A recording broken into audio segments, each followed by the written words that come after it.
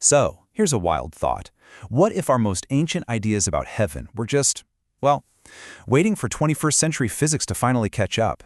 That's exactly what we're exploring today. How modern science is completely reshaping a concept that's been around for 2,000 years. For most of human history, that question had a pretty simple answer, right? It was a place, a destination. But a completely new understanding of the universe, from the way galaxies bend space and time, right down to the bizarre rules of quantum particles, is forcing us to ask this question all over again. And the new answers are pretty startling. Okay, let's really get into this. We're basically trading in an old familiar map for a brand new one. And this new map, it isn't just drawn by theologians. It's being sketched out by the strange, wonderful, and frankly mind-bending rules of modern science, which reveal a universe that is so much more mysterious and way more participatory than we ever imagined. Now, to really get a handle on this new map, we've got to first understand the old one, what I'm calling the medieval blueprint. This was this incredibly powerful idea of heaven as a distant future reward, an idea that literally shaped civilizations for centuries. And here is a super important piece of the puzzle. This whole idea of a paradise that you only get to after you die, that wasn't always the main view. It was actually a major historical shift, pushed forward by thinkers like Augustine during really turbulent times, like the fall of the Roman Empire. It became a hope for the future that would define faith for generations. So you can see right here how the idea evolved. It went from something experienced in the now, in the community, to a future hope during dark times, and then it hardened into this fixed doctrine. But while all of this was being debated, a revolution was brewing in a totally different field, one that would shatter the very ideas of space and time that old map was built on. And yeah, that revolution, it really started with one guy, Albert Einstein. See, his theory of relativity didn't just tweak the laws of physics, it fundamentally rewrote our understanding of reality itself. And in doing so, it changed everything for the idea of a place called heaven. Okay, so Einstein's huge insight was this thing called space-time.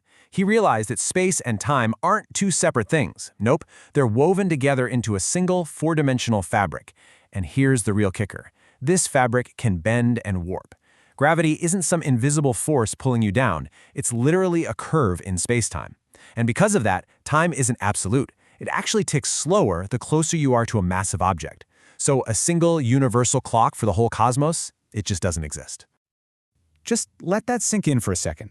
If all of time, your past, this very moment, and your entire future already coexists on this fabric of space-time, kind of like different locations on a map, well then the whole idea of a linear journey to some distant future heaven starts to fall apart.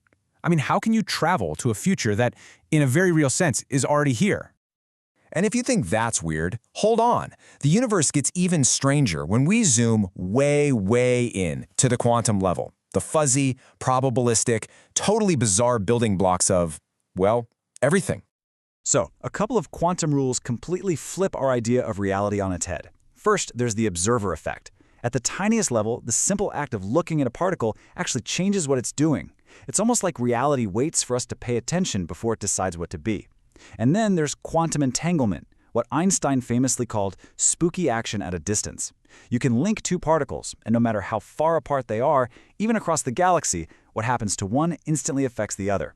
The universe is way more connected and responsive than we ever knew. This is a stunning idea, and it's coming straight from physics. The idea that our attention, our consciousness, might actually influence and co-create the world around us. And you know what? This brings us right back to the heart of some of the most ancient spiritual wisdom. It's like science is finally giving us a new language to talk about these timeless truths. So, okay, armed with this new scientific vocabulary, space-time, observation, interconnectedness, we can go back and look at these timeless spiritual texts and maybe, just maybe, uncover a deeper meaning that was there all along, just hiding in plain sight. So what if this wasn't just a nice metaphor? What if Jesus was describing a fundamental truth about reality and consciousness? That heaven isn't a place you go look for with your eyes, but a state of being, a reality you access from within. When you look at it this way, the whole perspective shifts. It's profound. Heaven moves from being defined as a physical place, a jongso in Korean, to being a quality of life, a specific kind of order, a solmuijuso. Salvation is no longer about getting a ticket to escape this world. It's about restoring our true nature, becoming fully alive right here and right now. Which of course brings us to the most important question of all. If heaven is a reality we can actually create or tune into, how in the world do we do that? What does that even look like in our day-to-day lives? Well, this new map actually gives us a practical guide. It all starts by shifting our most basic question. Just like space-time isn't about getting to a destination, life isn't about where you'll end up, but how you live. It's about practicing love, creating that positive, spooky action at a distance that builds real connection. And finally, it's about waking up to the fact that, just like in the quantum world, your focus, your consciousness is actively shaping the reality you experience moment by moment. This right here is the core of it. The goal is no longer about trying to escape this world for a better one later on. It's about transforming our experience of the world we're in right now. It turns faith from a passive waiting game into an active, creative strategy for a more profound and meaningful life. So this entire reframing, this new map drawn by both modern physics and ancient wisdom, it leads us to one final powerful thought that really changes everything. By embracing this new map, the power to experience heaven, not as some distant place in a far-off future, but as a present reality, is placed firmly back into our own hands. The timeless promise was never about a future reward. It was always about the infinite potential hidden inside this very moment.